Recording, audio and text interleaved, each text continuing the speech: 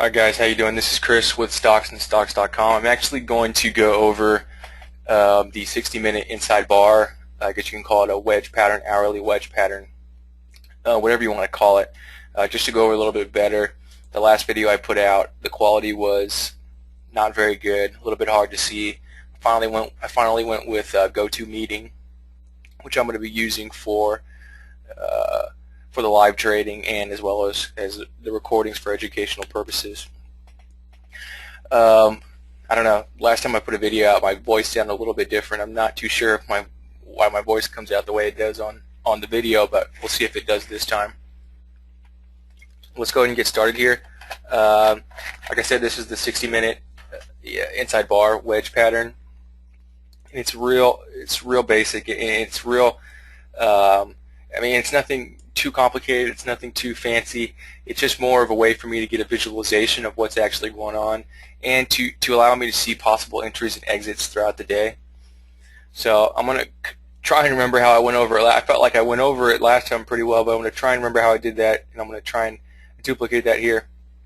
So the first thing we're going to do is we're going to look here in the background, and you can see these bars, the larger bars in the background, which are the 60-minute hourly bars. And what we're looking for is we're looking for an inside bar in that hourly time frame. So in this example, we're going to go ahead and go with, you see this big green bar here in the background. I'll highlight it like that. Excuse me, that is a 60-minute bar. And we're going to come over one, and we see another 60-minute bar, the one in the background here. We can see that the wick here, and this is the close of this bar. Okay, so we see now that we have an inside bar. So now what do? We look at first we try and find the wicks, the highest points of each candle and the lowest points of each candle. This particular candle does not have a wick, but it does have a low, which would be the open of the candle down here at the bottom. And we got the bottom wick here, we got the top wick right here, and we've got the top wick right here. But we're not connecting the background indicator wicks. We're actually going to connect the 5-minute wicks. So we find this high right here, and you can see a line. I'll just draw in a horizontal line. So we do that, and we see for this 60-minute bar here in the background, we see the wick, we get the high here, and now what we're doing is we're trying to find the highest point, the highest wick of that candle, which would be this final candle here. Okay, and then we move on to the second one, and we do the same thing. I'm just going to bring this horizontal line down to the top of this wick. It's just for visualization purposes. You definitely don't have to do this every time, and I do not do this. Okay, we're going to bring it down. Now we're going to find the highest 5-minute wick on this particular bar. So we notice it's actually the bar right after the last high wick for the previous candle. So now I'm going to remove that. What I'm going to do is I'm actually just going to draw in a trend line. And I'm going to connect these two right here, the two highest points of each from the inside bar as well as the previous engulfing bar. So I'm just going to connect those and create a trend line here. Okay. Now I'm going to go ahead and do the same thing for the bottom. I explained a little bit about it before. It's not necessarily something I look at all the time when it comes to the bottom trend line, but we're going to do it anyways. Like I said before, the first bar here, we've got a no wick, but we do have an open here, and that would be considered the same thing as having a lower wick. And then we're going to find the lower wick of the second bar, which happens to be the second bar here in this range, the 60-minute range for the second bar, the second background bar. This large red one you can see there. I want to move my cursor. What we're going to do is we're going to connect those two. Okay. Now what we're going to do is we're going to look to see. Okay, now I'm going to actually highlight this so you know. At what point do you start looking for the trade? Well, we know we've got these two bars. We've got the first bar. I don't want to call it an engulfing because I know engulfing normally comes after, technically, so some people might get confused if you're a beginner, but what we're looking at is the second bar here, which is the inside bar. Okay, So we're inside of this previous bar. Okay. So now what we want to do is we want to go ahead and see if we can't find any particular entries based off of these trend lines. I'm going to go ahead and delete this bottom trend line. Because like I said before, my biggest thing, the biggest reason I use this, I gave it a name, I gave it a wedge because, you know, if you're just coming out and you're just starting to trade, it makes it a lot easier to understand what the main objective is. But I normally don't take very many trades off of that trend line, just for visualization purposes. So now what we have here is we've got outside of this, I'm going to just highlight actually the new area, or the area past the bar that we're looking to make entries off of. I'm going to change the color of this because it's a little bit crazy.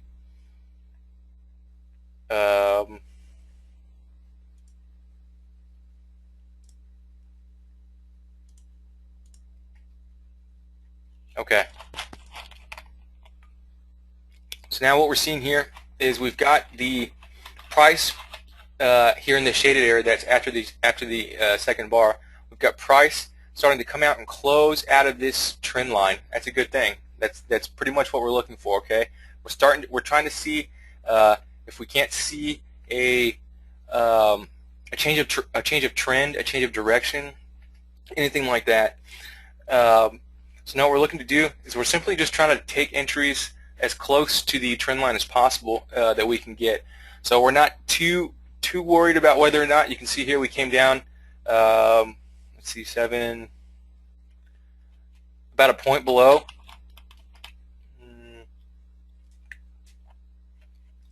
Yeah, about a point below what would be what we consider the original entry here on the second bar once we've closed out of here. Not a big deal though, you know, that's really not. We're trying to get as close as we can as possible. If you can get an entry, this is not an exact science. If you can get an entry below the trend line, great. For us, it's really not a huge deal. We work on probabilities, we work on that area, sometimes acting as a bit of a I guess like a shakeout area. But other than that, everything is still intact. And you can see we came back below, started closing below. Still not a big deal. We're not basing our trade necessarily or our stop off of this. We have our designated stop. That changes with respect to where we're at in our trading. So, like I said, this is not exact. This is not anything where sometimes obviously it is, but this is not anything where I want to tell you, yeah, go ahead and place a 1-point stop at this entry. No, simply not like that. This is trading. This is the way it goes. It's perfect, but it's imperfect, if that makes any sense at all. But so we've got just an entry here. I mean, exit-wise, there's different ways you can try and exit a position. Let's see here. That's not set up right, but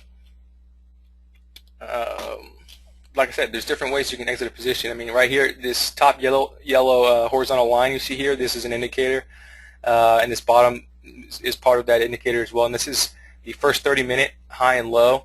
It's just taking a reading of that, plotting a horizontal line. That's an important thing to maybe add to y'all's charts. That's something that sometimes acts as good support and resistance. And you can see right here, kind of acted as pretty good support once we broke through it. Through it as resistance.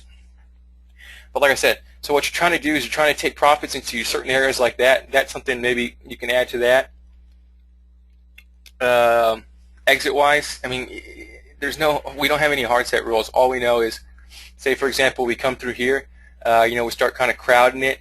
We happen to be we're on this bar right here, this green bar, and we start kind of crowding this trade. Maybe placing our stop underneath this bar or placing our stop up here. Well, if we happen to come back above here and close like that, great. You know what we're going to do? We're going to go ahead and use that previous resistance as support, and we're going to bring our stop right up here and crowd it just the same. And we're going to use that area as an area to tell us, hey, you know what? Maybe we're not going to break out of that first 30-minute high after all. Maybe there's some other agenda for today, and if it comes any lower than this, if it comes any lower than this, then no problem. Okay, so I'm going to pause this. I just had a here on GoToWebinar. I just said my audio is out, so if you can hear me, I'll be right back. Okay, sorry about that. I'm not too sure what happened there, but I think we've got it all figured out. I've got a little bit of noise here in my ear, but I don't. I'm not too sure what that is. But anyways, okay, basic example of what that is. Not a huge deal, like I said. Today, this was actually today, just a grind up day. Got a little bit chopped around, wound up about 80 bucks down. Not a huge deal. Around here, I said, you know what? If we don't come down, 4 points in one swing, I'm not interested in playing it. It was just not enough for me to get any grasp of what's really going on with the trade today. So I didn't take any more trades. Just took a small loss for the day and lived to trade another day. So let's see if we can't find another one of these entries. Here's an interesting day. This was yesterday. Today's actually the 19th of March 2012. So this would be March 8th. Let's see. This would be today's Monday. So this would be actually the 16th. This would actually be the 16th. Okay. So now what we're going to do is we're going to go ahead and do the same thing. We've got an inside bar here. The problem is it's in a time period where we tend to not trade, and that's during the lunch hour. So I'm gonna we'll go through it just to go through it, but I'm not even too sure how this worked out because this is not something we did in this particular case. We've got the lower candle here, the lower wick here. Now we've got two wicks here that meet up at the same low. We normally just go with the first one. Okay, there's no, I guess you can call that a hard rule. Okay, now what we have here, you can see we've got a trend line that just kind of comes through everything, and that's another reason why normally we don't use that bottom trend line. It just simply doesn't work out the way it normally should, and things like this tend to happen.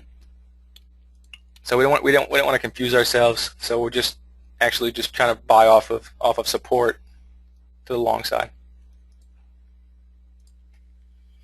So I'm going to come up here. We're going to take this trend line right here, this high to this high. Like I said, first one again, and nothing here, nothing doing, no big deal. Like I said, that's a lunchtime trade, a little bit of chop in there anyway, so most likely you're going to get an inside bar. Okay, let's move on to another day. See if we can't find. I've got it large here. You guys can comment to me or email me later and let me know if things are better with respect to the visual purposes. Okay, we got nothing here. This wick came a little bit lower than the previous wick, although it kind of does look like an inside bar. It's definitely not. Okay, same thing here. This is in the middle of lunchtime. Won't be a trade. Let's move on. Okay.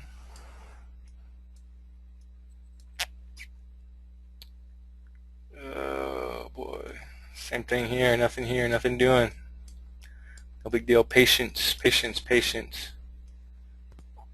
Oops.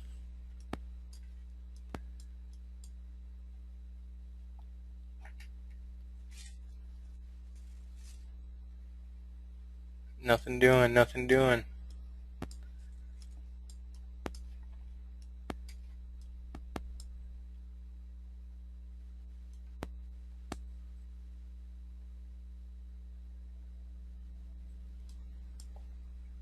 Okay, we got one here coming into the afternoon session.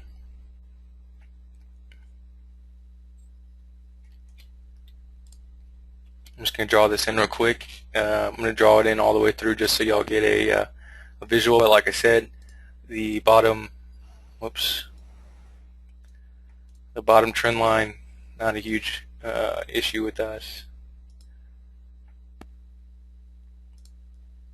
Okay, so now what are we looking for? I'm going to take out this bottom trend line again. Like I mean, you can call it a throwaway trend line. You can call it whatever. It's something we don't normally use, very rarely. Okay, so now we've got the inside bar here. I'm going to shade it in quickly. Now we've got the inside bar, the larger bar, the bar inside of the larger bar. That's an inside bar. there in the background, and we know we've got this top trend line. Now what we're doing is, I should have saved the last, when I change this, dark gray, set default, okay. Now we know that this area is fair game for us to start looking to place a trade. So what happens here? So what happens here? We've got the price just kind of hang around, just kind of chop a bit, and then we got price come up into that upper trend line for an entry. This a little more exact than the other ones. Like I said, sometimes perfect, sometimes not. Not a huge issue. Just trade what you see. Trade it as it is, and don't overthink it. So now we've got the, I'm going to shrink this up so you can see that upper. Same thing, same scenario here. This is on, you'll probably see it on every chart we have. We've got the first 30-minute high and the first 30-minute low. Normally tend to be our targets. So there's an entry here, target here. Normally this will be, if it's as close as it is right here, so normally tend to be our first target. Our first target. And after that, we just place our stops. Once we've closed below that, we place our stops right above it. It's as simple as that. Not a huge, not a real complicated thing we're doing here. It's all pretty basic. I mean, I don't even know how else to explain it. Like I said, not a huge deal. Not a huge issue with respect to it being complicated. It's very simple. It's one of our strategies we use. It's profitable. It's something that it's easy for a beginner when they're first coming out. And the reason I explained it as it was, like I said before, was for visualization purposes and educational purposes. But that lower trend line, like I said, is normally something we don't tend to use with respect to our own trading. But yeah, that's it. I don't even know how many ticks this was. 8, 10, 9. 893. What is that? 17. About 17 ticks at this first target. After that, chances are we probably wouldn't have picked up anything after that because we would have been looking to hold for a further push down, maybe even to these to the lows of the day at that point in the day. Down here at that 806, 806.5 area, 806.6. No other indicators are involved with this setup. This is just trade it when it comes to resistance as resistance, and trade it when it comes to support as support. You can even didn't come back down here, but say for example this bar right here that my cursor's on, I'm going to move it one bar over so you can see. Say for example that bar wicked down and tagged it. That's a valid entry. So other than that, like I said, not anything hard. If you have any questions though, just let me know. My name's Chris. I run the site. It's basically a blog. I give you everything for free that I do. I'm not really too worried about it. I've got tons of different strategies that I use that I'll eventually be able to post. I got an ebook coming out. Most likely that'll be free. It's not even a huge deal to me.